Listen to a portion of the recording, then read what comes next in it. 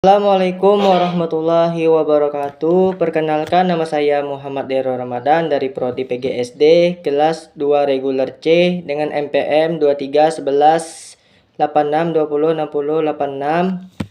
Hari ini saya akan menyampaikan tugas belajar dan pembelajaran yang ditugaskan oleh dosen pengampu Dr. Apludin SPDI MPDI.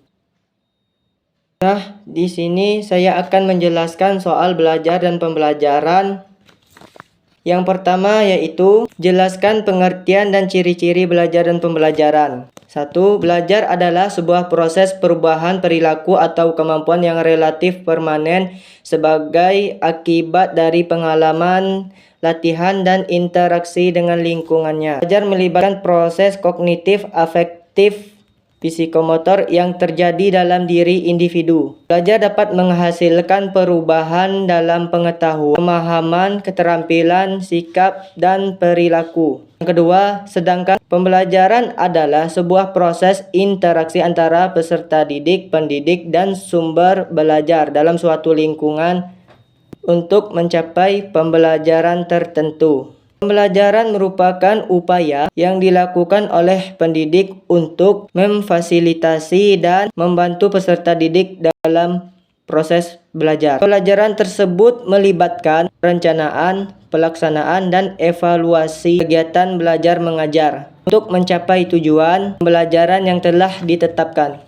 Dalam pembelajaran, pendidik berperan sebagai fasilitator yang membantu peserta didik dalam proses belajar. Pendidik merancang dan mengelola lingkungan belajar yang kondusif, menyediakan sumber, dan menerapkan strategi pembelajaran yang sesuai dengan kebutuhan dan karakteristik peserta didik.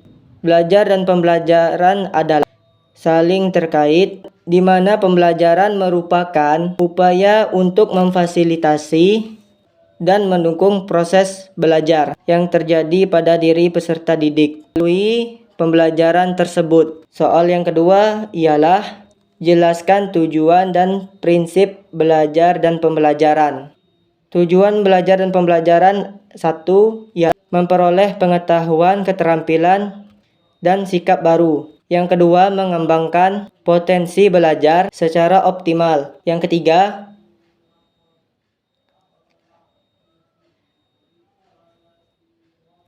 memecahkan masalah dan menghadapi tantangan dalam kehidupan. Prinsip-prinsip belajar dan pembelajaran yaitu 1.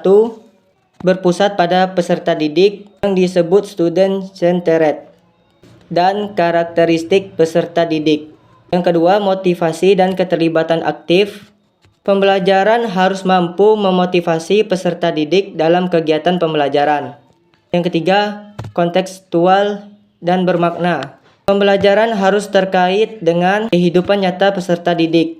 Materi pembelajaran harus bermakna dan bermanfaat bagi peserta didik. Yang keempat, belajar sepanjang hayat yang disebut lifelong learning, yaitu pembelajaran harus membekali peserta didik dengan kemampuan belajar mandiri. Kelima, pemecahan masalah dan berpikir kritis. Pembelajaran harus melatih kemampuan berpikir kritis peserta didik. Peserta didik harus dilatih untuk memecahkan masalah secara efektif. Dan yang keenam, umpan balik dan penilaian autentik. Pembelajaran harus melakukan umpan balik yang konstruktif. Penilaian dilakukan secara autentik untuk mengukur kemajuan belajar peserta didik. Soal yang ketiga, jelaskan pengertian, perbedaan, contoh implementasi dalam pembelajaran, dan referensi. Di sini saya akan menjelaskan teori behavioristik.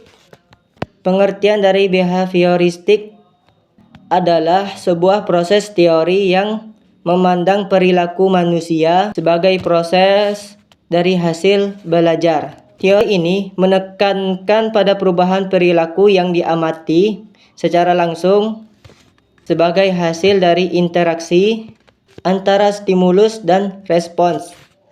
Beberapa karakteristik utama dari behavioristik adalah: 1. Yaitu fokus pada perilaku yang dapat diamati, bukan pada proses mental yang tidak dapat diamati secara langsung. Yang kedua, menekankan peran lingkungan dalam membentuk perilaku melalui proses pembelajaran. Yang ketiga, menggunakan konsep-konsep seperti stimulus, respons, penguatan, reinforcement, dan hukum punishment untuk menjelaskan proses belajar. Keempat, meyakini bahwa perilaku dapat dibentuk melalui pengkondisian, baik pengkondisian klasik maupun operan. Dan yang kelima, dan menganggap bahwa perilaku manusia dapat diprediksi dan dikontrol melalui manipulasi lingkungan. Perbedaannya ialah: 1. Fokus. Teori behavioristik berfokus pada perubahan perilaku yang dapat diamati.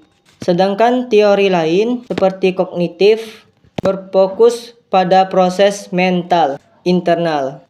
Kedua, peran guru dalam behavioristik. Guru berperan sebagai memberi stimulus dan penguat reinforcement untuk memunculkan respons yang diinginkan. Dalam teori lain, guru berperan sebagai fasilitator dan pembimbing hingga proses pembelajaran. Behavioristik menekankan pada pembentukan kebiasaan mengulang. Sedangkan teori lain menekankan pada pemahaman dan konseptual. Contoh dari implementasi penggunaan penguatan positif yaitu: 1.